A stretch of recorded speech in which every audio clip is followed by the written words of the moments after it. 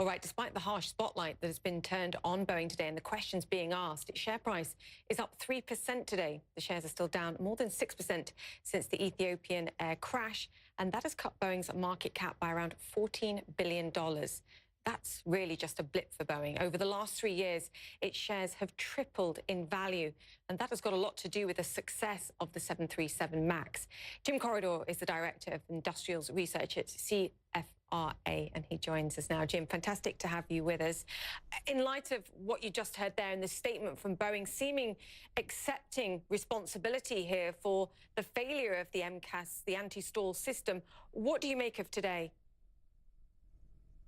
Yeah, that's tremendous news, I believe, for the stock, because I think that's exactly what Boeing needed to do. And Ms. Schiavo rightly said that Boeing needed to own this, and they are now owning it. It would have been great if they did it earlier, but they are doing it now. After the preliminary findings from the report show that the MCAS system does seem to have engaged 3 times, Boeing is owning the situation and saying that they're going to do whatever they can to regain passengers' trust. That's what I wanted to see from them, and I think that's an important step in the right direction. Jim, can they do that? Because if I look at what this jet means to Boeing, I mean, there's very few of them out there. In fact, grounding them was not that big an issue. It's an order book of 80,000, an estimated future revenue stream of $550 billion.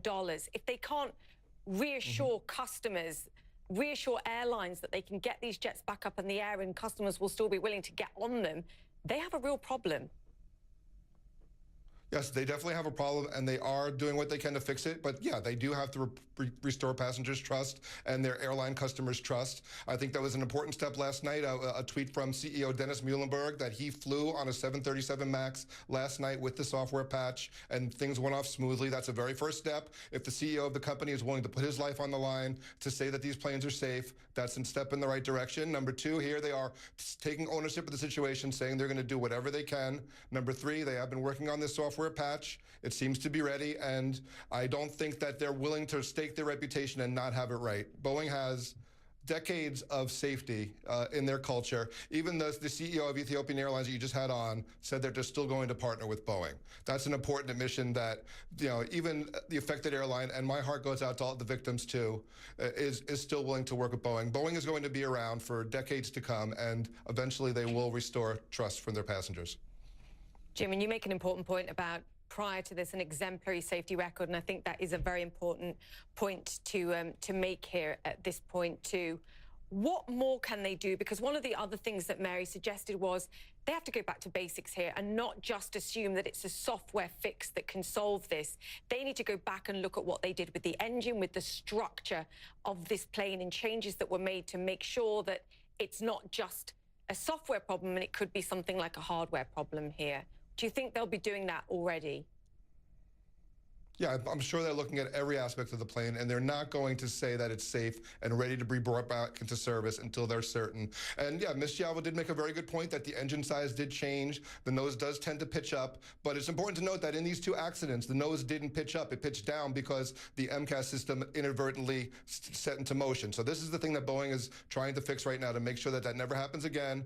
The pilots can immediately override the system. The system, if the sensors don't agree, the system won't even engage any longer. So that's a step in the right direction, but certainly you're right. They need to look at everything from top to bottom. They cannot afford to make another mistake. But your longer-term assessment here, Jim, very quickly, is that Boeing will survive and will be fine.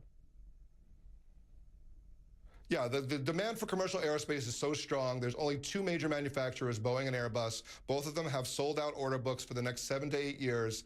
Airbus cannot handle all the demand. As long as Boeing gets this right, they bring this plane back into service, they get FAA certification, they get certification from foreign governments around the world, the plane continues to fly, there's no further incidents, everything will eventually be okay for the company. Certainly there's going to be a huge financial impact, lawsuits, loss of revenues, some customer cancellations, but in the long term, demand is so strong that Boeing stock, at least, is going to be okay, we think.